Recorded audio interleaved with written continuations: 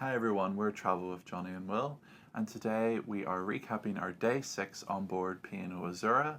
We left from Malta and we went to Athens in Greece, and now we are currently in Souda Bay in the island of Crete. Yes, so if you haven't watched any of our previous vlogs or videos, you'll find some links in the description below, so check out those.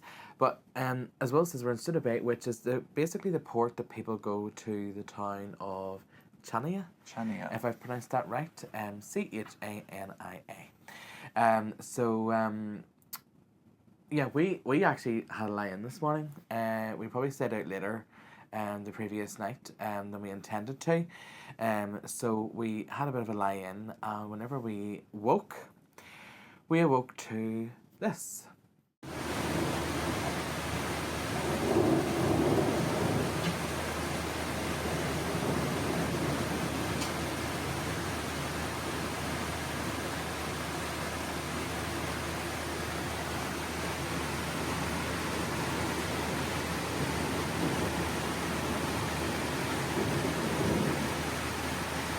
So we just took this as a sign to open the curtain, lie in bed and just watch. Because there was literally nothing else that you could do. And it was actually quite nice to watch. Yeah. Actually, knowing that we were sort of in here and it was all cozy and whenever I actually checked the weather app on my phone at that point, and it did say that obviously we were having a thunderstorm, an isolated thunderstorm, and it was due to last for about an hour or so. But as the hour passed, I then checked it again, and it was going to be for like another hour, so it would have been like about 2 hours long.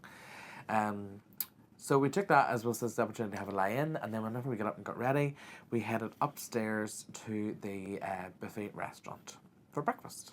So it seemed like everybody else had taken the opportunity to lie in because the buffet was only open on one side, and we did go around the wrong side, walk toward the front where the buffet, toward the front of the ship where the buffet was, and then we had to cross at the pool deck because there's no way to cross indoors if you're at the front of the buffet. Yeah, really awkward. Which is a bit awkward, and it was raining and there was the decks were dirty and stuff. Yeah, there was leaks everywhere. Yeah, too, there was leaks in the actual buffet as well. There was buckets everywhere, so you were literally navigating through like hundreds of people, buckets of water, and then having to go outside into the wet, just to go around the other side of the restaurant. Wasn't an ideal start. No.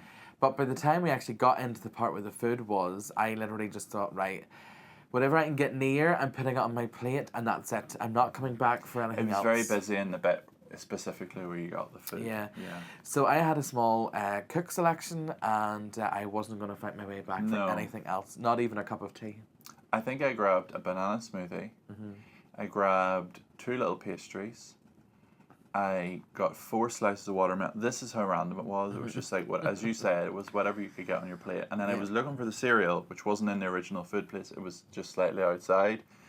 And I got 2 things of Weetabix. And that was it. And I thought, right, that's it. That'll do me.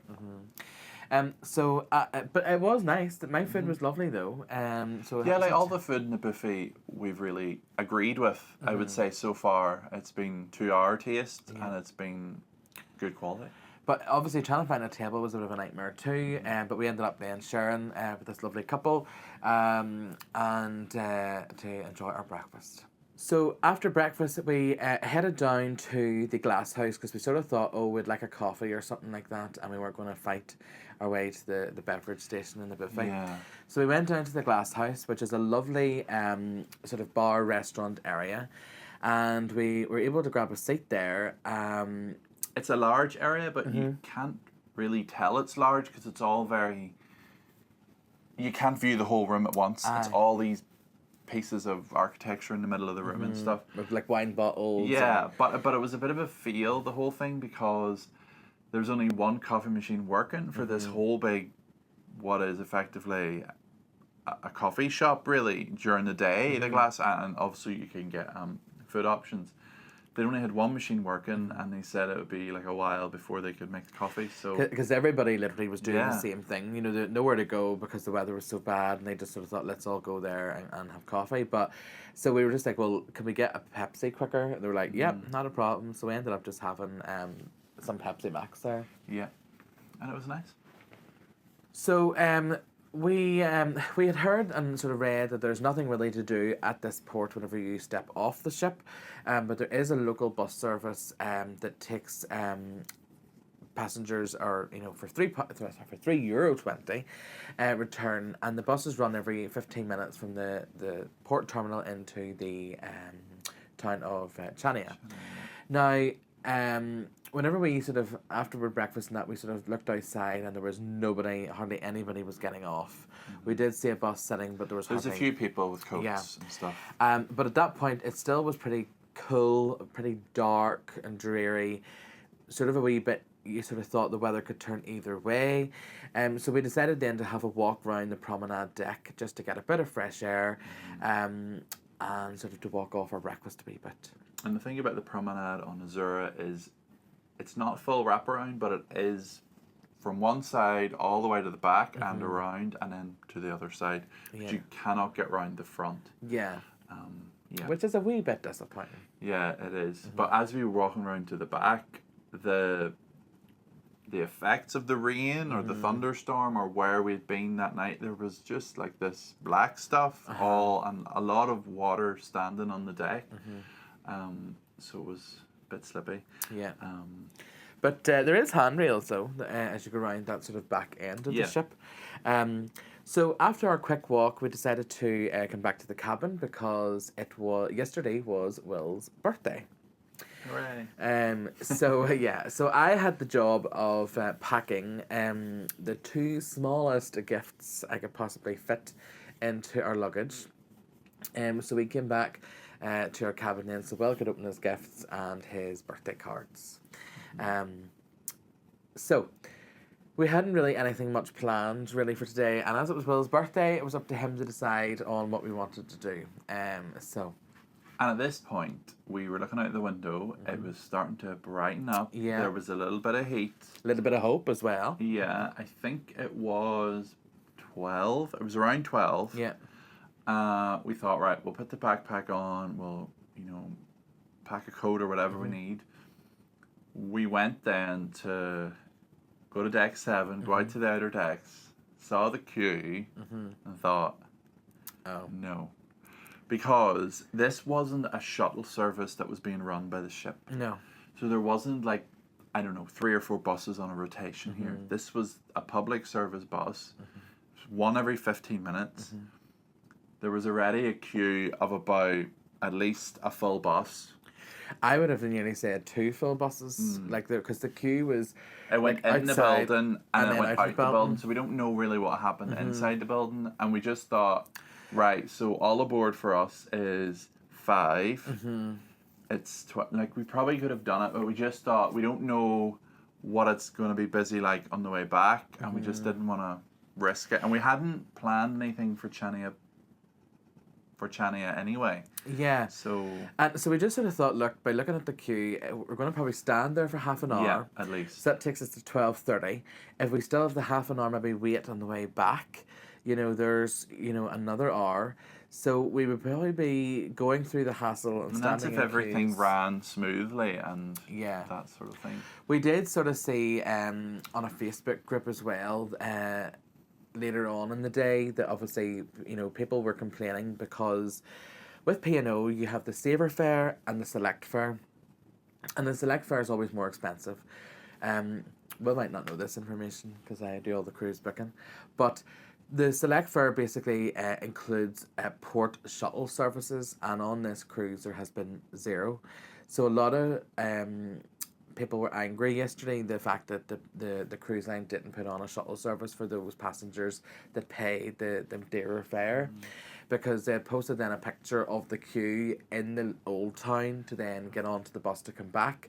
And I suppose for a lot of people, that anxiety then starts to build. I'm sure most cruise lines do plan in a wee bit of additional time, that if they need to sort of wait around, for passengers, they will. But It's still not an anxiety you want to have on your holiday. So I think we made the right choice, and we ended up just going to Deck 6 Peninsula Restaurant, MDR, yeah. and just having actually one of the nicest lunches ever. Yeah, so here's a little look at the menu.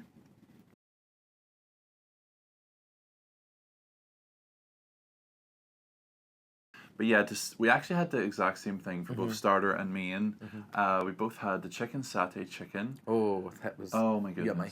Really, really good. And then we had... I could have ate that from a starter and a main. Like, I could have literally just had a big more plate of it. Yeah. And then we both had the bacon cheeseburger and the chunky chips. And I'm not a fan of, like, a real beef burger.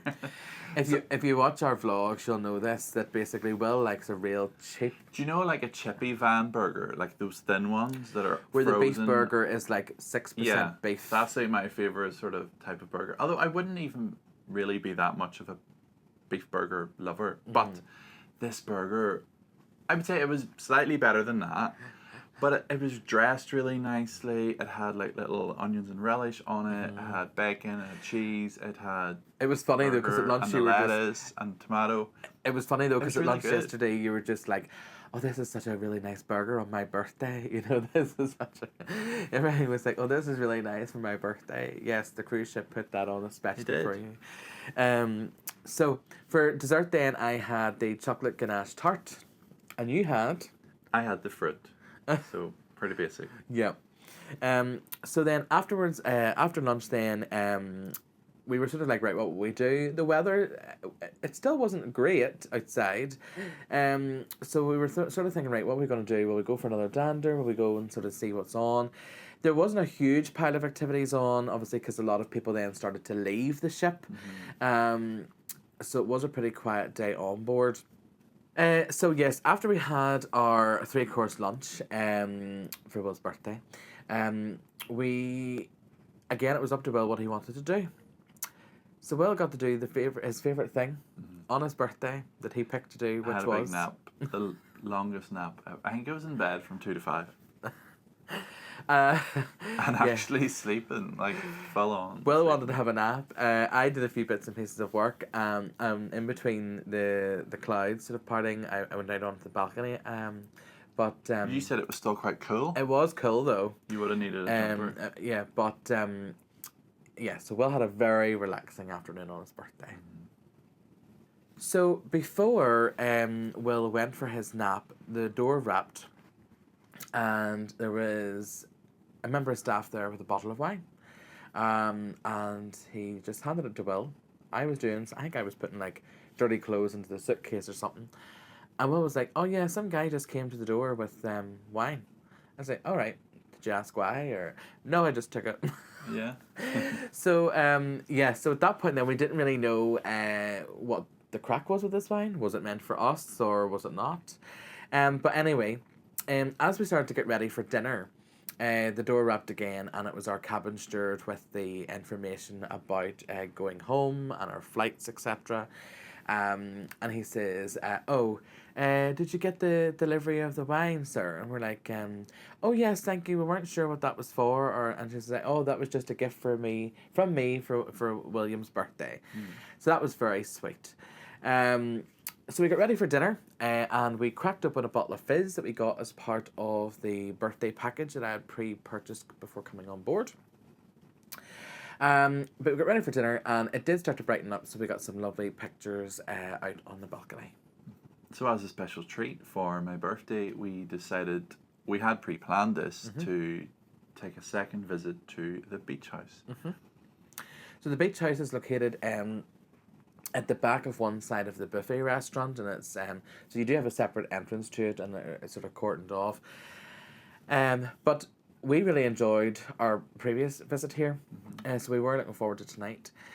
So for starters then, we basically had the nachos with the burnt chicken bits, and we also had the loaded potato skins, sweet potato skins. Sweet potato and mozzarella. And they were very nice. For mains then, you had...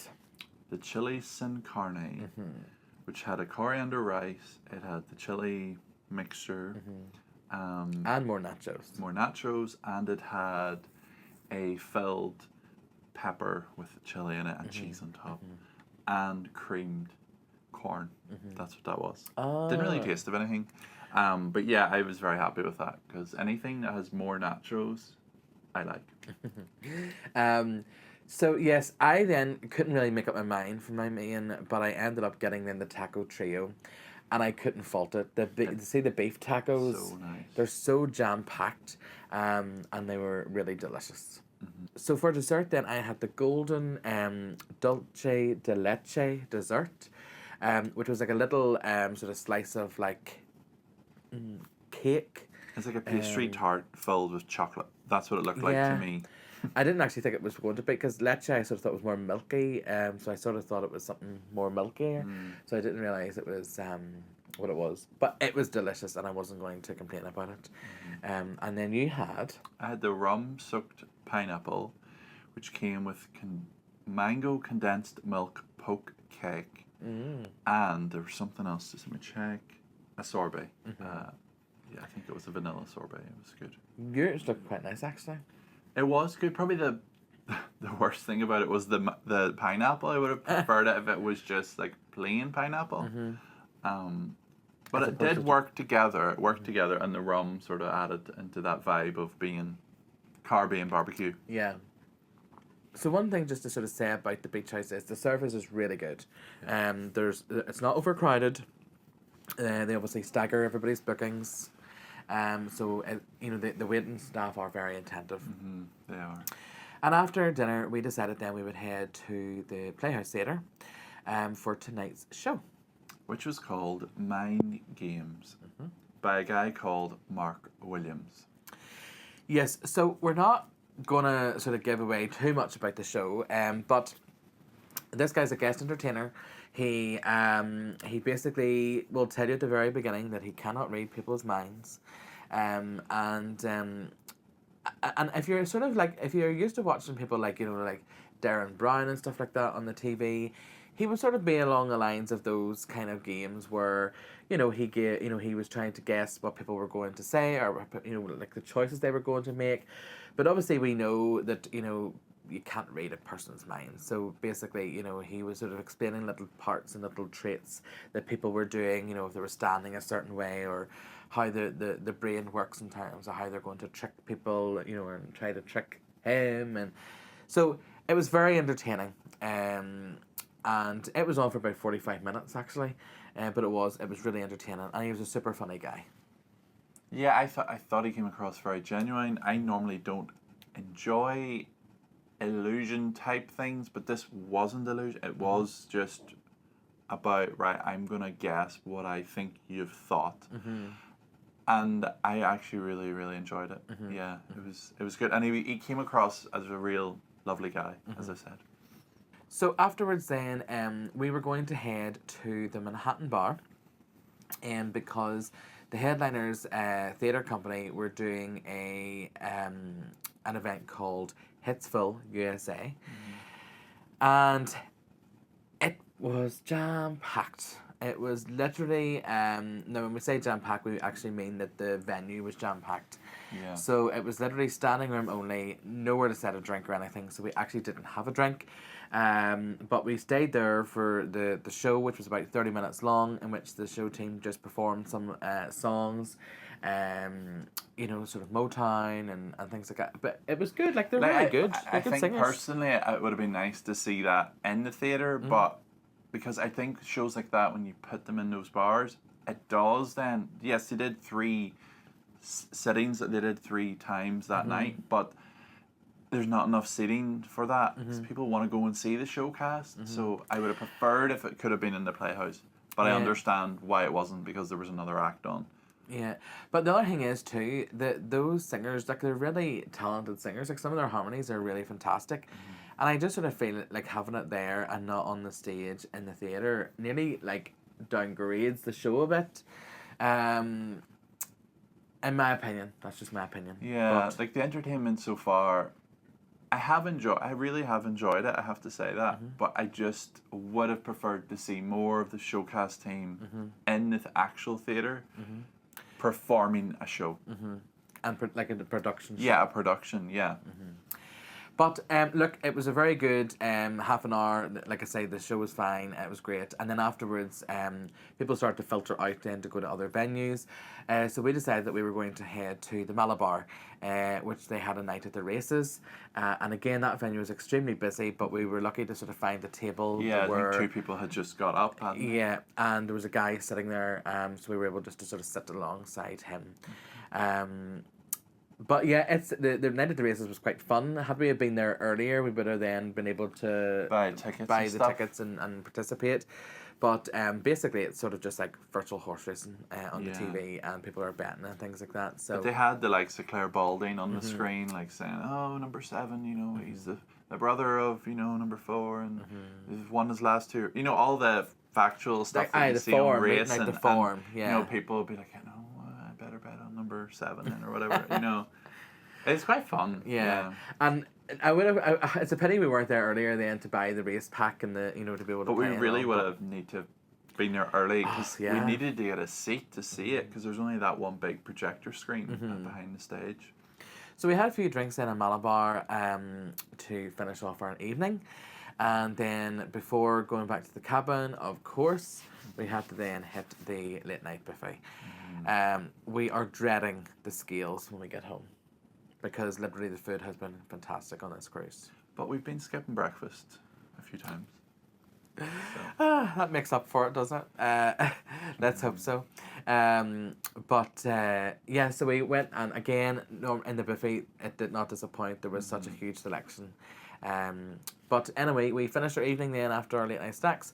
We brought some digestives back to the cabin, had a cup of tea before we called it a night. So that has been our recap of our day 6 on board P&O Azura. If you've liked this video, please give us a thumbs up down below. And don't forget to click subscribe and ring the bell so you don't miss out on our next video. Thank you so much for watching. Bye. Bye.